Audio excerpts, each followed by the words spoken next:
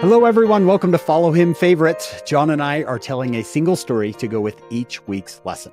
John, I have a story for you. Mosiah 7, 8, 9, 10. It's the story of Limhi, and he has tried for so long to get out of bondage to the Lamanites. He's tried to fight his way out. He sent a search party to go find Zarahemla. He's tried everything possible, and I think he thinks that's it. It's over. We have no other options. It's not going to happen. And I wonder if the people of Limhi were thinking, there are no miracles. God does not answer prayers. So I had a story. This is from Elder Bruce Hafen. We've had him on the podcast. Well, back in 1979, Elder Hafen was at BYU, and he told this story. He said when he was younger, he was on his mission in Germany, and he had a bit of a hardened heart because he wasn't teaching very many people. It was rare, he said, to see anybody join the church, and not a whole family. He got a new companion, and this guy was a brand new missionary. He was not just fresh in the mission, he was fresh in the church. He was ready to convert people. He thought he had converted, Elder Hafen says, all the flight attendants on the plane from New York to Germany. He said within a couple of days of his arrival, I was called into a meeting in another city, so I had to leave him with another inexperienced missionary, and I went with that missionary's companion to this city for this meeting. He said, I got back late, so the next morning I asked him how the day was. He broke into a big smile and said that he had found a family that would surely join the church. Like I told you before, he said it was rare to see anybody join the church, let alone an entire family. He says, I asked him for more details, but he had forgotten to write down the name or the address. Oh. All he could remember was that the family lived on the top floor of a big apartment house.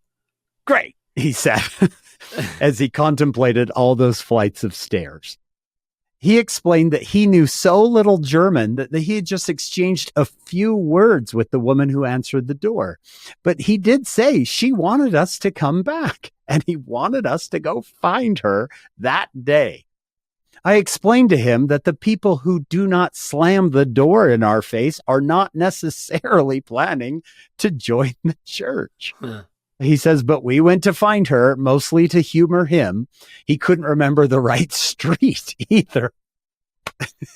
So we picked a likely spot in our area and began climbing up and down the staircases. After a frustrating morning, I leveled with him. Elder, based on my many months of experience, it is not simply worth our time to try to find that woman. I have developed a tolerance for the reality of missionary work. I know more about this than you do. His eyes filled with tears. His lower lip began to tremble. I remember it so well. He said to me through his tear-filled eyes, Elder Hafen, I came on my mission to find the honest in heart. The Spirit told me that woman is going to join the church, and you can't stop me from finding her. Wow. I decided to teach him a lesson. I erased him up one staircase after another until he was ready to drop, and so was I. I turned to him. Elder, had enough? No. We're gonna find her. I began to smolder. I decided I would work him to death until he pleaded for me to stop. Then maybe he would get the message. Then, at the top of a long flight of stairs, we found the apartment.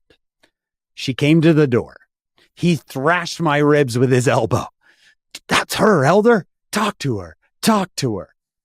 And then Elder Hafen says, brothers and sisters, not long ago, up on Maple Lane, just a few blocks from here at BYU, that woman's husband was sitting in our living room.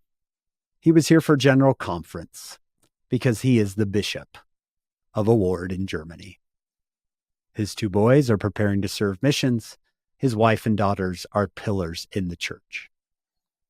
I hope, he says, I will never be so aware of reality that I become unresponsive to the whisper of heaven. Isn't it great? His missionary companion was Elder Keeler. I just love that story that you might think, there's no way. There's no way. We have tried every single thing. And then the people of Limhi, who shows up? John, who shows up around the corner? Ammon the explorer, Ammon the scout. What do we call him? Yeah. Yep. Ammon from Zarahemla saying, I think you prayed me here. Now, what do you want with me? Yeah, what do you want with me? So thank you, Elder Hafen, for sharing that story so long ago. Absolutely. We hope you'll join us on our full podcast. It's called Follow Him. You can get it wherever you get your podcasts. Come back next week. We're going to tell another story for Follow Him favorites.